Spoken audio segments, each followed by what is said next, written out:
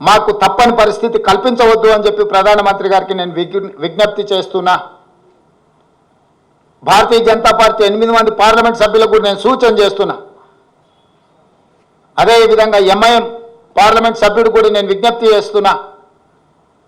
Congress parliament సభ్యులతో పాటు Telangana parliament 17 మంది సభ్యులు రాజ్యసభలో ఉన్న వాళ్ళు కూడా ఈ అవసరమైన నిరసన కార్యక్రమానికి సహకరించాలి. మీ చిత్తశుద్ధిని నిరూపించుకోవాలి.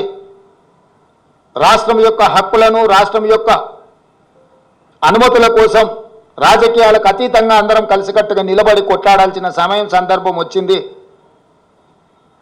కాబట్టి ఈరోజు తెలంగాణ రాష్ట్రానికి బడ్జెట్లో తీరని అన్యాయం జరిగింది. నరేంద్ర మోడీ గారు వివక్షపూరితంగా కక్షా సాధింపు చర్యలకు పాల్పడుతున్నాడు తెలంగాణ ప్రజల పట్ల. దీన్ని తీవ్రంగా కాంగ్రెస్ పార్టీ, మా ప్రభుత్వము ఖండిస్తుంది. దీనికి సంబంధించిన కార్యాచరణ అటు పార్లమెంటులోనూ ఇటు శాసనసభలోనూ తప్పకుండా నిరసన కార్యక్రమం చేపట్టడం జరుగుతుంది.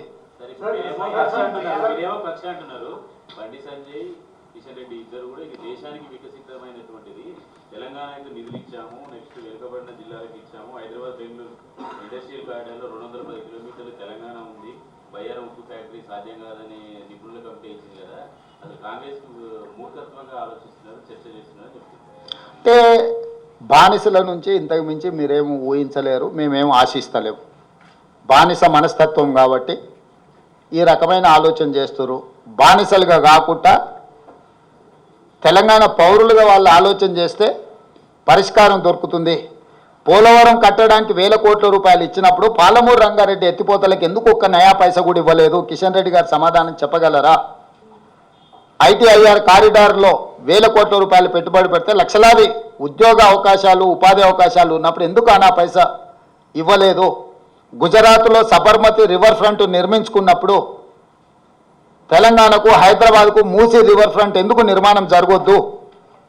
గుజరాత్కు బుల్లెట్ ట్రైన్ కోసం నిధులు ఇచ్చినప్పుడు తెలంగాణకు ఎందుకు రీజనల్ రింగ్ రోడ్డు కోసం నిధులు కేటాయించలేదు? ఇవన్నీ పక్కన పెట్టండి.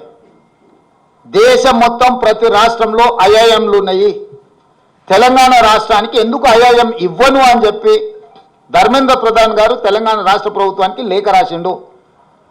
స్వయంగా నేను మా ఉప ముఖ్యమంత్రిగా ప్రధానమంత్రిని కలిసి హైదరాబాద్ నగరం తెలంగాణ రాష్ట్రము ఐటీ రంగ నిపుణులతో పాటు విద్యకు ఒక ప్రధానమైన కేంద్రము, అంతర్జాతీయ స్థాయిలో విద్యార్థులు ఇక్కడ చదువుకుంటున్నారు, మాకు ఐఐఎం కావాలని నేను అడిగిన. ధర్మేంద్ర ప్రధాన్ గారు నిర్ద్విధంగా మీకు ఐఐఎం ఇవ్వము, తిరస్కరిస్తున్నామని లేఖ రాసిండు.